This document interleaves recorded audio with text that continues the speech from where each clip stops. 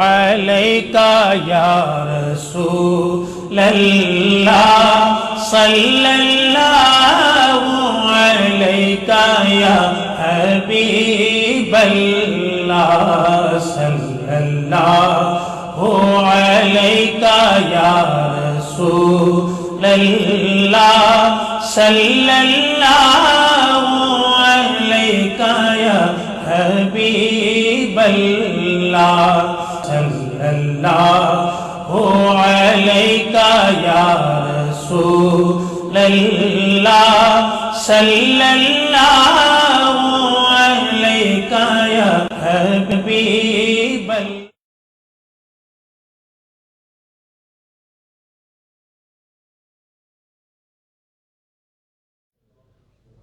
حضور کی شان بیان کرتا ہے اپنی شان کے لائق، جیسی وہ بیان کر سکتا ہے.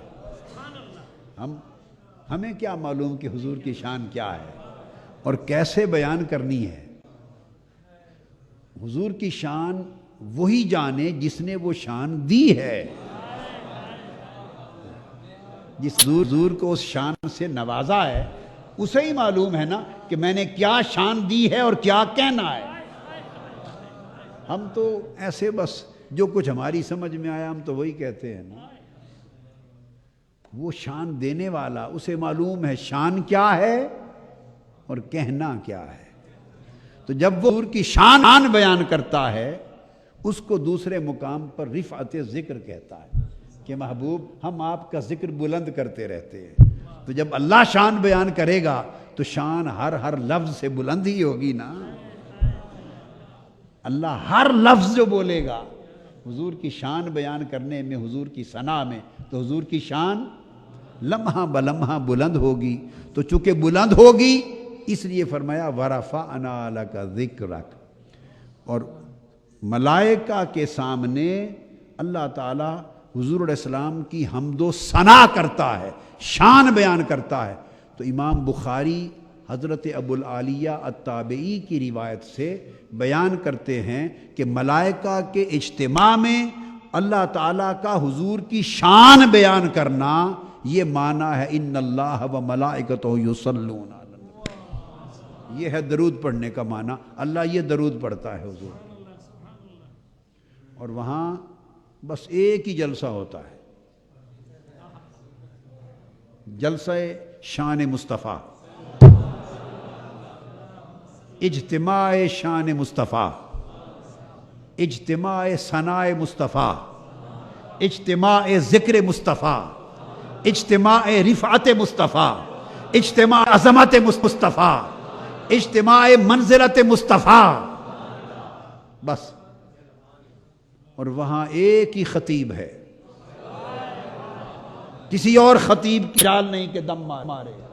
اور وہ خطیب خود خدا ہے اور سامعین کل ملائکہ ہے.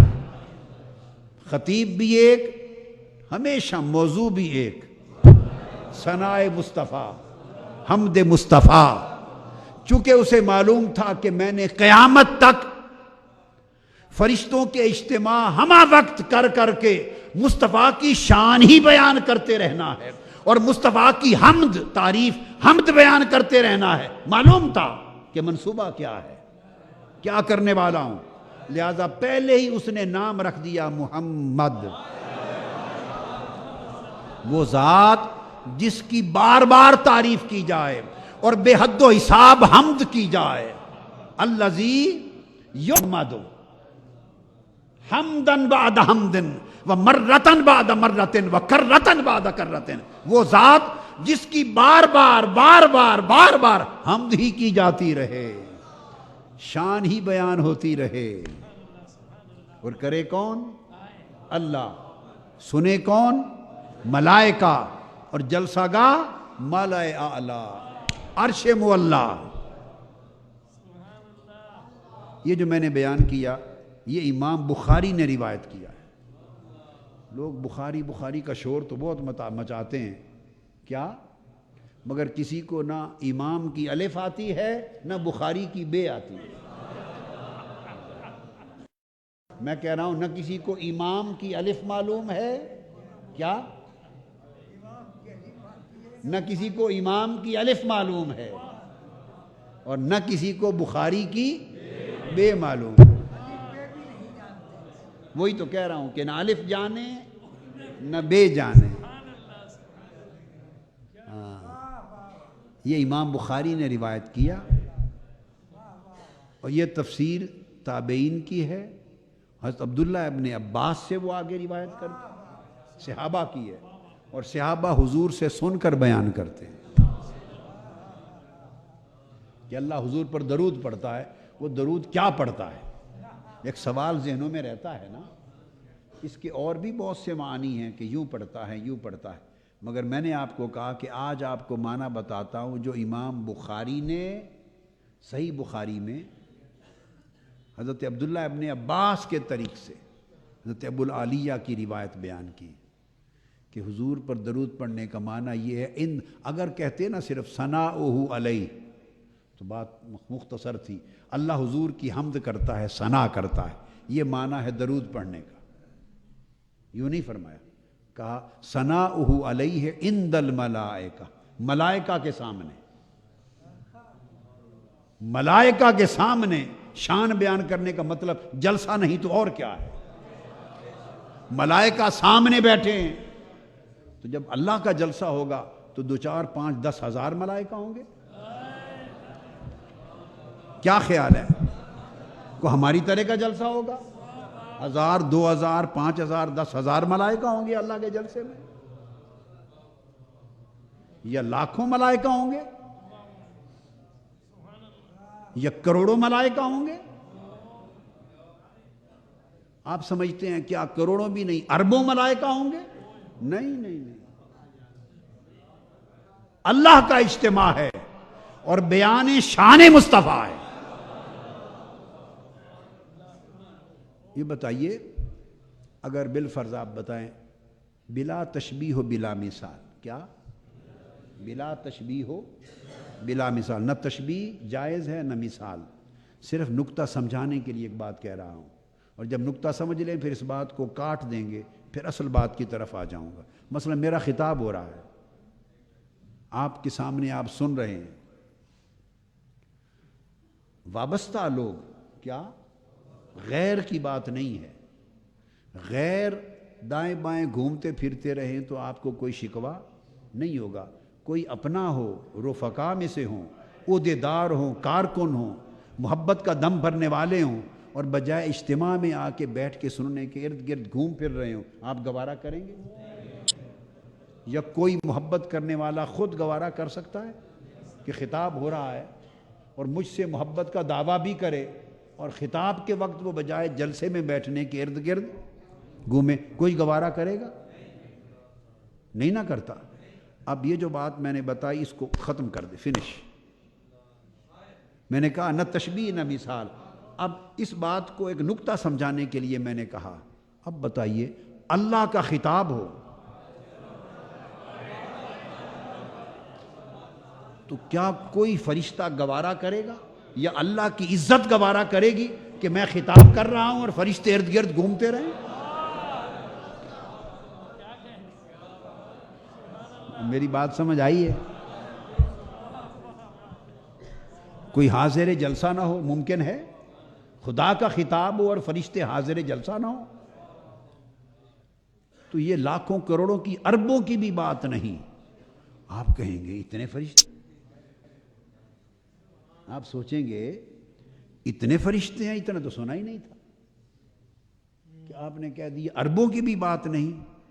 تو ہاں میں بتا دیتا ہوں، امام حاکم نے مستدرک میں حدیث روایت کی ہے. امام حاکم نے المستدرک میں حدیث روایت کی. حضرت عبداللہ بن عمر رضی اللہ تعالیٰ عنہ راوی ہیں. انہوں نے روایت کیا کہ اللہ تعالیٰ نے جب مخلوق پیدا کی تو کل خلق عرش سے فرش تک اور سدرۃ المنتہا سے تحت الثری تک کل خلق جو مخلوق پیدا کی اس کے 10 حصے کیے. کیا؟ 10 حصے کیے. کل خلق کے 10 حصے. اور 10 حصوں میں سے 9 حصے صرف فرشتے بنائے. کل مخلوق کے 10 حصے ہوں اگر عرش سے فرش تک، تو 10 حصوں میں 9 حصے تعداد صرف ملائکہ کی ہے، فرشتوں کی ہے، اور باقی بچا ایک حصہ. اس ایک حصے میں کل مخلوق ہے. اس میں انسان بھی ہیں، جنات بھی ہیں، چرند بھی ہیں، پرند بھی ہیں، نباتات بھی ہیں، جمادات بھی ہیں، حیوانات بھی ہیں. کل مخلوق باقی جتنی ہے جن و انس سمیت، وہ سب ایک حصے کا آگے ٹکڑا ہے، جتنے جتنے اس میں سما جائیں. اور انسان تو اس ساری کائنات میں صرف زمین پر رہتا ہے، اور زمین اتنی بھی نہیں ہے ساری کائنات میں.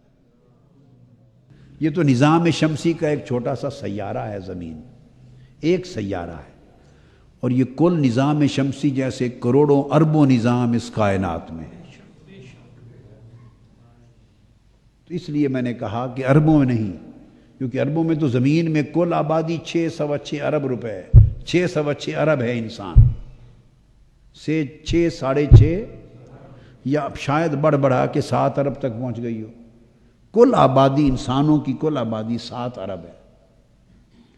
تو 7 ارب ہیں انسان، پھر جنات، پھر حیوان، پھر سمندر کی مچھلیاں اور دیگر مخلوقات دریاؤں کی، پھر جمادات، پھر نباتات، پھر پرندے، پھر چرند، پھر پرند، پھر حیوان، پھر بہائم، پھر کیڑے مکوڑے، پھر جنات، نباتات، پھر جمادات، الغرض ساری مخلوقات کو پھر گنتے چلے جائیں.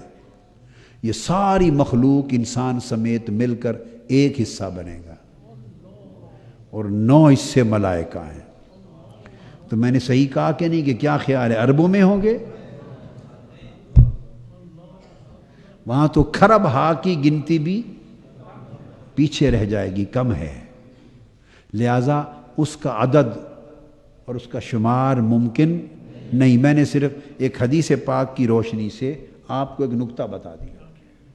اور ایک حدیث پاک ہے، اس حدیث میں آقا علیہ السلام نے فرمایا، سیدنا عثمان غنی رضی اللہ تعالیٰ عنہ نے پوچھا کہ یا رسول اللہ، ملائکہ جو انسانوں کے ساتھ موکل ہے، جو انسانوں کے ساتھ مقرر ہے، ان کی تعداد کیا ہوتی ہے؟ آقا نے فرمایا، ہر ایک انسان کے ساتھ 10 فرشتے صبح اور 10 فرشتے شام کو مقرر ہوتے ہیں. تو اب انسانوں اور فرشتوں کی تعداد کا اندازہ لگانا ہو تو 20 فرشتے آپ میں سے ہر ایک انسان کے ساتھ مقرر ہیں. تو تعداد ابھی 20 گنا تو یہی ہو گئی نا.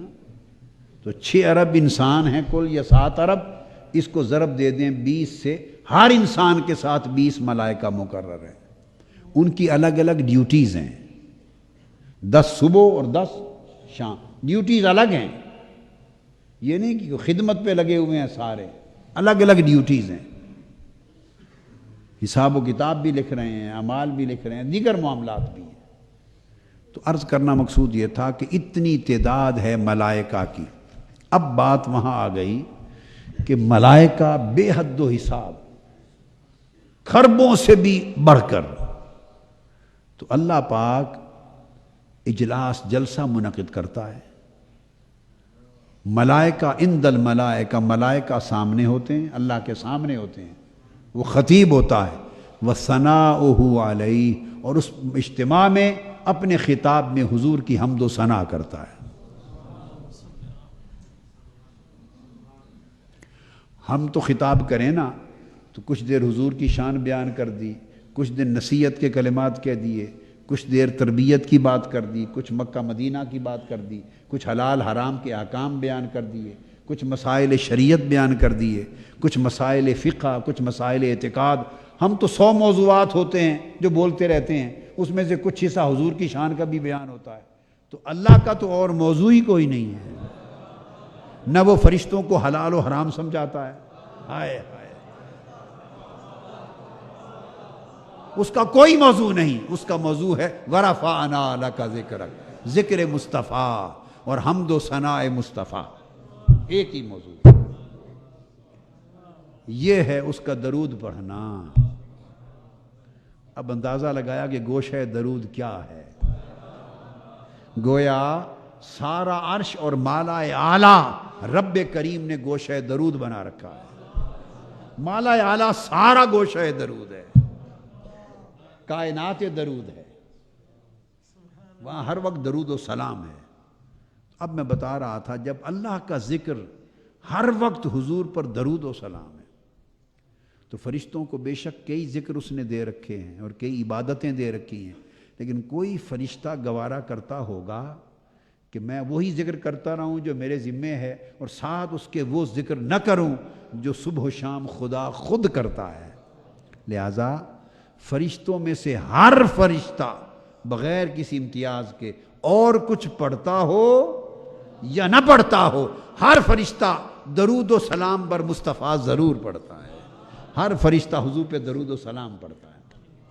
اس لیے اس نے فرمایا ان اللہ وملائکتہ یصلون علی النبی، بے شک اللہ تعالیٰ اور اس کے سارے فرشتے، ملائکتہ یہ اضافت ہے جمع کی طرف، اس کے تمام فرشتے اللہ کے ساتھ درود پڑھتے ہیں. یہ پہلی بات اللہ پاک نے فرمائی کہ اوپر لوگوں تمہیں بتاؤں کہ اوپر کا حال کیا ہے. اوپر کا حال تو یہ ہے کہ وہاں تو ہر وقت جلسے ہی مصطفیٰ پہ درود و سلام کے ہیں، اور عند الملائکہ خطاب اور بیان بھی درود و سلام کے ہیں، حضور پر درود کے ہیں. اور پھر ان اللہ وملائکتہ، یہ جو واو عاطفہ تو ہے، مگر ائمہ نے قاضی ایاز رحمۃ اللہ علیہ نے بیان کیا یہ واو تشریک کے لیے آئی ہے، واو مشرکہ بھی ہے. کیا واو مشرکہ ہے، تشریک کے لیے آئی ہے. یعنی اللہ نے کہا کہ میں مصطفیٰ پہ درود بھیجتا ہوں، اور پھر اپنے عمل میں ساتھ ہی اس میں اللہ پاک نے فرشتوں کو بھی شریک کر لیا ہے، فرشتوں کو شریک کر لیا ہے. تو حضور کی شان خدا کی بات میں یہ ہے کہ وہ ہمیشہ کہتا ہے کسی کو میرے ساتھ شریک نہ، کوئی میرے ساتھ شریک نہ بنے، کسی کو میرے ساتھ شریک نہ کرو. وہ ہر ایک کو اللہ کا شریک بنانے سے روکنے والا جب مصطفیٰ پہ درود و سلام کا اور مصطفیٰ کی حمد و ثنا کا وقت آتا ہے تو فرشتوں بلا کے کہتا ہے آؤ میرے ساتھ شریک ہو جاؤ. شریک بننے سے روکنے والا حضور کے ذکر میں فرشتوں کو اپنے ساتھ شریک بناتا ہے. تو شریک بناتا ہے مگر پھر بھی شرک نہیں ہوتا، پھر بھی شرک نہیں ہوتا. تو اس لیے قاعدہ یہ ہے کبھی اشتراک ہوتا ہے مگر شرک نہیں ہوتا، کبھی تشریک ہوتی ہے مگر شرک نہیں ہوتا. یہ بھی بڑی باریک باتیں ہیں، بڑی باریک بات. اشتراک ہو کر بھی شرک نہیں ہوتا، اور ساتھ شریک ہو کر بھی شرک نہیں ہوتا. تو اللہ تبارک و تعالیٰ نے کسی اور جگہ اس طرح فرشتوں کو اپنے ساتھ شریک نہیں کیا. ایک اور مقام پر حضور علیہ السلام کے صدقے میں حضور کی امت کے غلاموں پر بھی درود بھیجے جانے کا ذکر آیا ہے. جب یہ آیہ کریمہ اتری ان اللہ وملائکتہ یصلون علی النبی، کہ اللہ اور اس کے فرشتے حضور پر درود بھیجتے، تو صحابہ کرام نے آپس میں بات کی کہ آقا اسلام پر اللہ جو بھی نعمت فرماتا ہے اور جو فضیلت عطا کرتا ہے اور اللہ تعالیٰ حضور پر جو کرم کرتا ہے تو آقا علیہ السلام ازرہ جود و سخا اور ازرہ لطف و عطا، اس نعمت اور لطف و کرم کا حصہ امت کو ضرور عطا کرتے ہیں. اس میں سے امت کو حضور ساتھ شریک فرما لیتے ہیں، امت کو ساتھ شریک فرما لیتے ہیں. تو یہ جو آیت آئی ہے کہ اللہ اور اس کے فرشتے حضور علیہ السلام پر درود بھیجتے ہیں، اتنی بڑی عظیم فضیلت و نعمت، کیا اس میں سے بھی ہمیں حصہ آقا علیہ السلام کی بارگاہ سے ملے گا؟ کچھ حصہ اس میں سے بھی. تو سیدنا صدیق اکبر رضی اللہ تعالیٰ عنہ نے آقا علیہ السلام کی بارگاہ میں عرض کیا، آقا کیا اس کرم میں سے بھی اور اس نعمت میں سے بھی، خاص نعمت سے بھی حصہ ملے گا؟ کہ اللہ اور اللہ کے فرشتے حضور پر درود بھیجتے ہیں. بس یہ سوال کیا، رب کریم نے فرمایا جبرائیل جا اور یہ دوسری آیت ان کو سنا دے کہ ہاں میرے محبوب اس نعمت میں سے بھی حصہ دیں گے. فوراً آیت آ گئی، والذی یصلی علیکم وملائکتہ لیخرجکم من الظلمات الی النور. کہ اللہ اور اس کے فرشتے تمہارے اوپر درود بھیجتے ہیں تاکہ تمہیں اندھیروں سے نکال کر نور کی طرف لے جائیں. تو یہاں سے ایک بات یہ معلوم ہوئی، یصلی درود بھیجتے ہیں، کیوں؟ تاکہ اندھیروں سے نکال کے نور کی طرف لے جائیں. تو معلوم ہوا کہ جہاں درود پڑھا جائے وہاں نور پیدا ہوتا ہے. درود سے نور پیدا ہوتا ہے، اندھیرا ختم ہوتا ہے اور نور پیدا ہوتا ہے. سو درود و سلام پڑھنے والے اہل نور ہوتے ہیں، اور درود و سلام نہ پڑھنے والے اہل ظلمت ہوتے ہیں، وہ تاریکی والے ہوتے ہیں. اور جو جتنا درود پڑھتے ہیں ان کو اتنا نور ملتا ہے. تو میں عرض کر رہا تھا، تو خوشخبری آ گئی کہ ہاں اللہ اس کے فرشتے درود بھیجتے ہیں حضور کے غلاموں پر. اب اس آیت کریمہ کے الفاظ پہ غور کریں. فرمایا هو الذی، بات مضمون ایک ہی تھا کہ اللہ اور اس کے فرشتے حضور کے صدقے سے حضور کے غلاموں پر بھی درود بھیجتے ہیں. جواب آ گیا اس سوال کا، مگر اسلوب بیان پہ غور کریں کہ کس طرح بیان کیا. فرمایا هو الذی یصلی علیکم وملائکتہ. اللہ پاک نے یصلی کا جو فعل ہے اس میں واحد کا ذکر، اس نے یصلی کے فعل کو اپنے ساتھ خاص کر لیا پہلے. والذی، وہ اللہ وہ ذات ہے، یصلی علیکم کہ وہ تمہارے اوپر درود بھیجتا ہے. وملائکتہ، اور اس کے فرشتے بھی، اور اس کے او عطف پیچھے آ گیا. مگر اللہ رب العزت نے بیسک سمجھیں بات، بیان کے اندر فعل میں لفظاً فرشتوں کو شریک نہیں کیا، معنن شریک ہوئے. کیا؟ معنن شریک ہوئے، مگر جو لفظ استعمال کیا فعل وہ واحد کا صیغہ. کیا استعمال کیا؟ واحد کا.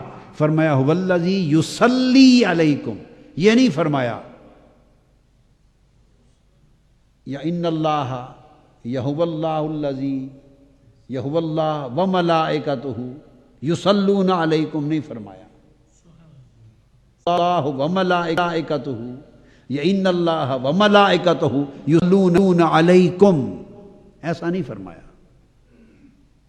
فرمایا اللہ تم پر درود بھیجتا ہے اور اس کے فرشتے بھی. تو کوئی عمل درود میں معنن وہ شامل ہو گئے، مگر لفظاً اللہ نے اپنے لیے جو فعل استعمال کیا صیغہ، اس میں فرشتوں کو شریک نہیں کیا. اب بات کو سمجھ گئے؟ اب اس کو بھی سامنے رکھ لیں. یصلی، وہ درود بھیجتا ہے اور اس کے فرشتے بھی. اور جب آقا علیہ السلام پر درود بھیجنے کی بات آئی تو یوں نہیں فرمایا جیسے وہاں کہا تھا کہ اللہ حضور پر درود بھیجتا ہے اور اس کے فرشتے بھی، یوں نہیں فرمایا. یہاں یصلی کی بجائے ان اللہ وملائکتہ، فعل ذکر کرنے سے پہلے فرشتوں کو بلا کے ساتھ ملا لیا، ملا کر کہا آؤ فرشتوں میں اور تم مل کر مصطفیٰ پہ درود بھیجیں. میں اور تم، ہم اور تم مل کر درود بھیجتے ہیں. اور جب پر بھیجنے کی باری تھی تو میں الگ بھیجتا ہوں تم الگ میں الگ بھیجتا ہوں تم الگ بھیجتے ہو. جب مصطفیٰ پر بھیجنے کی باری آئی تو فرمایا الگ الگ نہ بھیجا کرو، آؤ مل کر بھیجیں، مل کر بھیجیں. تو مل کر درود و سلام پڑھنا یہ اللہ اور فرشتوں کی سنت ہے. مل کر اکٹھے ہو کر درود و سلام پڑھنا، مل بیٹھ کر، مل کر کھڑے ہو کر، مل کر بیٹھ کر اجتماعی طور پر درود و سلام پڑھنا، یہ سنت الہیہ ہے۔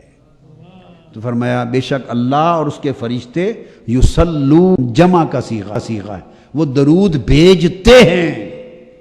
اور وہاں فرمایا هو الذی یصلی علیکم، اور اللہ درود بھیجتا ہے، اور اس کے فرشتے بھی، گویا فرشتے اپنی شان کے لائق بھیجتے ہیں اور اللہ اپنی شان کے لائق بھیجتا ہے، جدا جدا بھیجتے ہیں۔ مگر جب درود بر مصطفیٰ کی باری آتی ہے تو فرشتوں کو پہلے ساتھ ملا لیتا ہے اور پھر ساتھ ملا کر فرماتا ہے یصلون، ہم سب مل کر بھیجتے ہیں۔ یا مومنو تم بھی بھیجا کرو۔ تو اللہ تبارک و تعالیٰ نے اس طرح تمام ملائکہ کو دائماً ابداً اپنے ساتھ عمل صلاۃ میں شریک کر لیا ہے۔ اب اس میں جو بات بڑی توجہ طلب اگلا نقطہ بیان کرنا چاہتا ہوں، جس کو امام رازی نے تفسیر کبیر میں بیان کیا، وہ یہ کہ سوال پیدا ہوتا ہے کہ جب اللہ تعالیٰ خود حضور علیہ السلام پر درود بھیجتا ہے تو اسے کیا ضرورت ہے کہ پھر وہ فرشتوں کو بھی ساتھ ملائے؟ کیا اس کا اپنا درود کافی نہیں ہے؟ کیا اس کا اپنا درود بھیجنا کافی نہیں ہے؟ فرشتوں کو کیوں ملاتا ہے؟ میری بات سمجھیں۔ تو حضور علیہ السلام بھی اللہ ہی کا درود کافی ہے، آقا ہمارے درود کے بھی کسی درود کے محتاج نہیں۔ جن پر درود ہر وقت مولا بھیجتا ہے انہیں کسی اور کی کیا محتاجی ہے؟ تو پھر فرشتوں کو ساتھ کیوں ملایا؟ تاکہ فرشتوں کو شرف ملے، تاکہ فرشتوں کو عزت ملے۔ فرشتوں کو جب اللہ حضور پر درود بھیجتا ہے تو حضور کو عزت ملتی ہے، جب فرشتے اور مخلوقات حضور پر درود بھیجتے ہیں تو اس سے حضور کو نہیں، درود بھیجنے والوں کو عزت ملتی ہے۔ ہم محتاج ہیں عزت کے، ہمارے درود سے حضور کی شان بلند نہیں ہوتی، درود بھیجنے سے ہماری شان بلند ہوتی ہے۔ حدیث میں آئے گا، اس لیے تو آقا نے فرمایا جو مجھ پر ایک بار درود بھیجتا ہے اللہ تعالیٰ اس کے 10 درجات بلند کرتا ہے۔ کسی ایک حدیث میں بھی آقا نے نہیں فرمایا میری نظر سے عمر بھر، پوری زندگی، آج کے دن تک جتنا مطالعہ میں نے کیا، اللہ علیکہ یا رسول اللہ، صلی اللہ علیکہ یا حبیب اللہ، صلی اللہ علیکہ یا رسول اللہ، صلی اللہ علیکہ یا حبیب